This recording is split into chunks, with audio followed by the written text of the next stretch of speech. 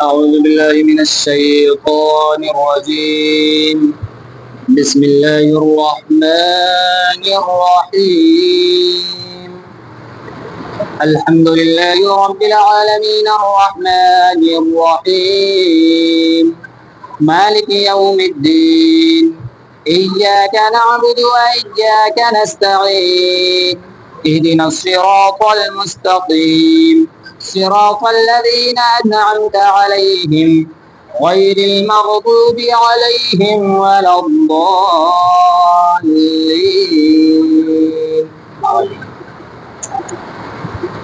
أو كالذي مر على قرية وهي خاوية على عروشها قال أنى يحيي هذه الله بعد موتها فأماته الله 100 عام ثم بعثه قال كم لبثت قال لبثت يوما أو بعض يوم قال بل لبثت 100 عام فانظر إلى طعامك وشرابك لم يتسنه وانظر إلى حمارك ولنجعلك آية للناس وانظر إلى العظام كيف ننشزها ثم نكسوها لحما فلما تبين له قال أعلم أن الله على كل شيء قدير. دیکھیں اللہ تعالیٰ قرآن مجید میں کیا فرماتا ہے. اللہ نے فرمایا یا اس کی طرح جو گزرا ایک بستی سے. کل اللہ نے حضرت ابراہیم علیہ السلام کا واقعہ بیان کر کے کہا تھا کہ اے محبوب کیا آپ نے نہیں دیکھا, یعنی حضرت ابراہیم علیہ السلام کا جو پورا واقعہ اس کے بارے میں کہا, اور آگے آج حضرت عزیر علیہ السلام کا واقعہ بیان کر رہا ہے اللہ تبارک و تعالیٰ. پہلے تو کہا کہ آپ نے نہیں دیکھا تو پورا بیان کیا حضرت ابراہیم کا. اب کہہ رہا ہے یا اس کی طرح جو گزرا ایک بستی پر اور ڈھہی پڑی تھی اپنی چھتوں پر, بولا اسے کیوں کر جلائے گا اللہ اس کی موت کے بعد. حضرت عزیر علیہ السلام جب فلسطین پہنچے اور فلسطین کے علاقے سے ان کا گزر ہوا تو کیا دیکھا کہ چھت نیچے گری ہوئی ہے اور اس کی دیواریں اس پر گری ہوئی ہیں.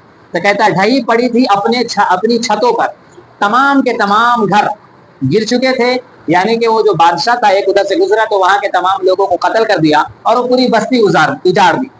تو حضرت عزیر علیہ السلام گزرے وہاں پر, دیکھے کہ ساری چیزیں ختم ہو چکی ہے, تو انہوں نے کہا کہ اب اللہ اسے کیوں کر جلائے گا, اللہ تعالیٰ اس کے مرنے کے بعد اسے کیوں جلائے گا اور کیسے جلائے گا.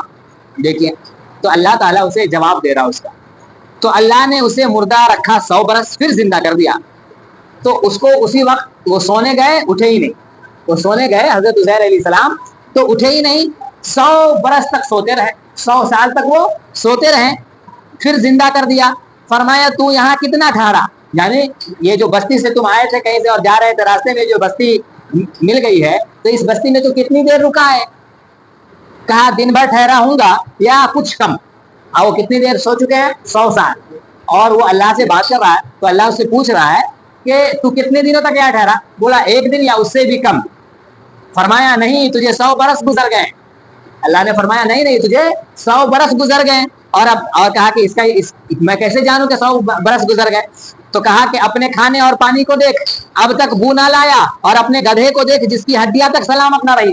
جو جس گدھے پر سوار ہو کر گئے تھے جہاں پہ باندھا تھا وہ گدھا ختم ہو گیا, سڑ گیا, کیونکہ اس کو کھانا پانی ملا ہی نہیں, وہ وہیں پہ سڑ گل کر کے ختم ہو گیا, اس کی ہڈی بھی باقی نہیں رہی. اور جو اپنے ساتھ کھانا لے گئے تھے وہ کھانا 100 سال تک سلامت رہا, اس میں کوئی بدبو نہیں آئی. تو اللہ نے کہا ان کے دل میں یہ خواہش نہیں کہ میں کیسے 100 برس رہا. مجھے تو معلوم ہے کہ میں جیسے میں رات کو سونے گیا, میں صبح اٹھ گیا, کوئی مجھے بولے کہ نہیں تم 10 بجے سے سو رہے ہو, تو میں مانوں گا نہیں مانوں گا, کیونکہ مجھے تو معلوم ہے کہ میں رات کو 10 بجے سونے گیا, صبح 4 بجے جاگ گیا.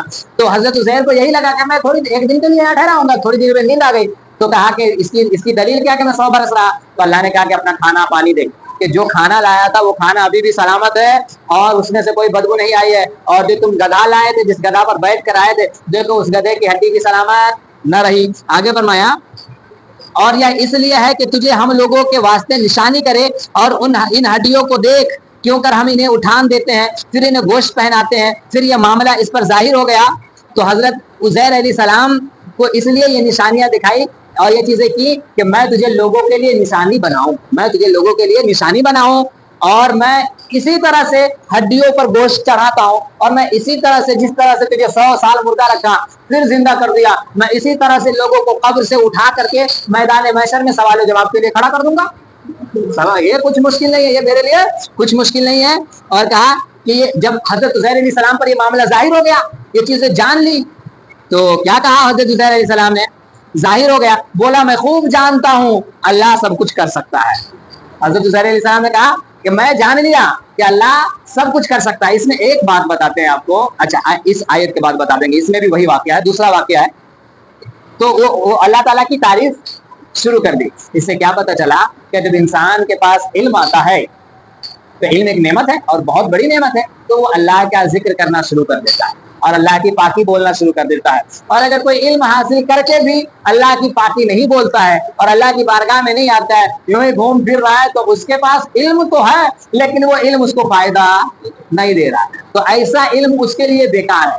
ہاں اس کو اتنا فائدہ ہوگا کہ دنیا میں وہ عقل مند ہے، ہوش مند ہے، دنیا کی باتوں کو وہ سمجھ لے رہا ہے، جاہلوں کے مقابلے میں اس کو یہ فائدہ ہے۔ لیکن کہیے گا اس کے دینی معاملے میں اس کو وہ علم کوئی فائدہ نہیں دے رہا، وہ علم اس کو بیکار ہے، وہ بیکار ہے، وہ علم اس کے لیے ایسا ہے جیسے گدھے پر کتاب لادا ہو۔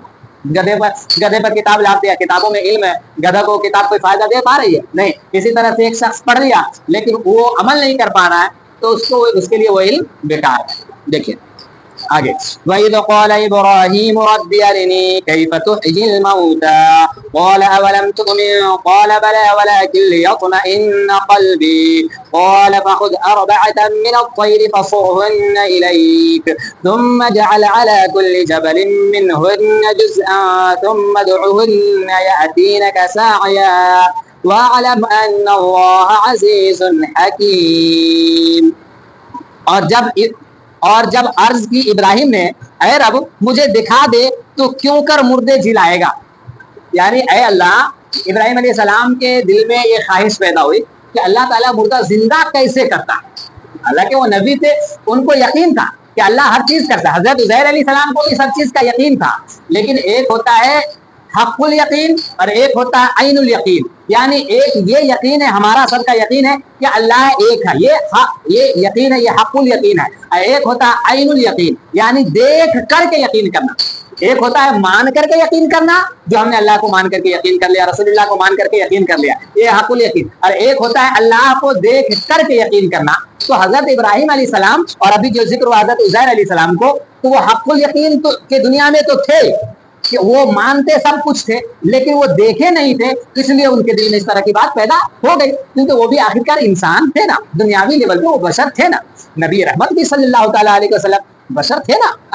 یہ الگ بات ہے کہ اللہ نے ان کو نور سے پیدا کیا، اللہ، کیونکہ اگر بشر نہیں ہوتے تو ہم تک پیغام کیسے لاتے، ہم تک پیغام کیسے پہنچاتے؟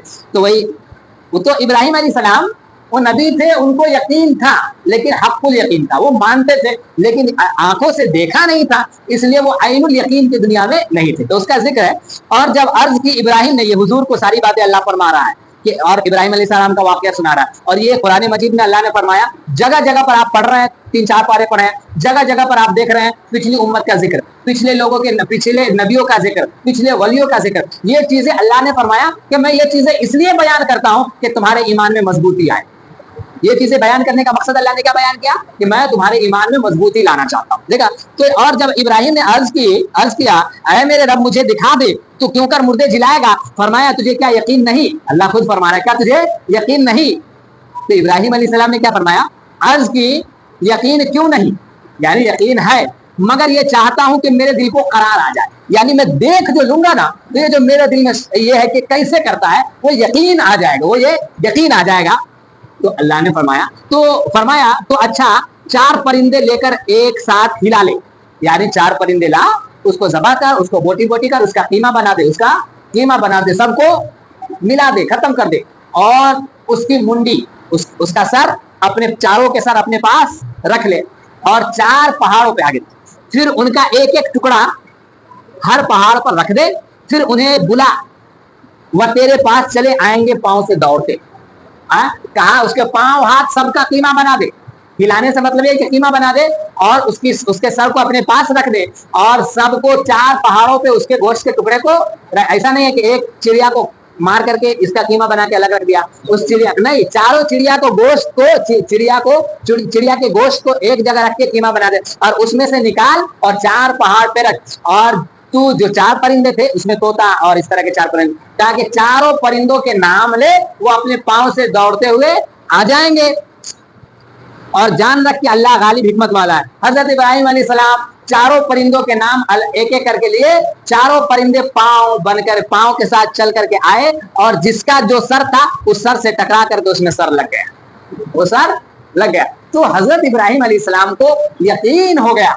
अब तक तो यकीन था, लेकिन ऐनुल यकीन, हकुल यकीन था कि नहीं मैं मानता हूं कि खुदा ये करता है और कर सकता है, लेकिन आंखों से देखा नहीं था। तो ये इसको कहते हैं ऐनुल यकीन की दुनिया। तो वो आंखों से देखा नहीं था, इसलिए उनके दिल में कभी कभी इंसान होने के नाते ये ख्याल आ जाता था। दूसरी बात आपको अर्ज कर दे, कोई कहे कि जो मुसलमान है, जो नेक लोग हैं, अल्लाह तबारक व तआला जितने लोगों को नेकी अता करता है वो अपने नबियों के नेकी का कुछ हिस्सा होता है, अपने अंबिया के फयूज़ो बरकात के कुछ हिस्से होते हैं। हम नेकी कर रहे हैं, वो नेकी नबी रहमत से होते हुए हम तक पहुंच रही है। तो कहते हैं कि नबी को तो यकीन था, तमाम चीज़ों का यकीन था, नबी रहमत सल्लल्लाहु अलैहि वसल्लम को ऐनुल यकीन भी था और हक़ुल यकीन भी था। तो कहते हैं जो अल्लाह का वली बन जाता है ना, जैसे हम लोग अभी हैं, तो हम लोग हक़ुल यकीन की दुनिया में कि हम मानते हैं कि अल्लाह एक है और रसूलुल्लाह है, ये कुरान अल्लाह की किताब, लेकिन हमने देखा नहीं है। लेकिन जो अल्लाह के इश्क में फना हो जाता है, जिसका उठना बैठना सोना जागना अल्लाह के लिए हो जाता है, अल्लाह तबारक व तआला उसको ऐनुल यकीन के दुनिया में ला देता है। अल्लाह तबारक व तआला उसको सजदों के जरिए अपना दीदार करवा देता है। रसूल गरामी सल्लल्लाहु अलैहि वसल्लम का दीदार होता है। इमाम आजम 100 मरतबा अपनी जिंदगी में अल्लाह का दीदार किया, 100 मरतबा ख्वाब में, क्योंकि जाहिर में कोई अल्लाह को देख नहीं सकता। उस 16वें पारे में आएंगे तो पढ़ेंगे मूसा देखने की कोशिश की, उनको तो जर्रा हो गए। मूसा अलैहिस्सलाम को जिद चढ़ गई कि अल्लाह तू मुझे दिखा दे, मैं तुझे देखना चाहता हूँ। अल्लाह ने फरमाया कि तू नहीं देख सकता, नहीं जिद है, देखेंगे तो आजा। तूर पर कहा, तूर पहाड़ पर गए, एक पेड़ से आवाज आई, ऐ मूसा मैं तेरा रब हूं। और अल्लाह ने उस पेड़ पर तजल्ली डाली। मूसा अलैहिस्सलाम पहाड़ के साथ रेजा हो गए।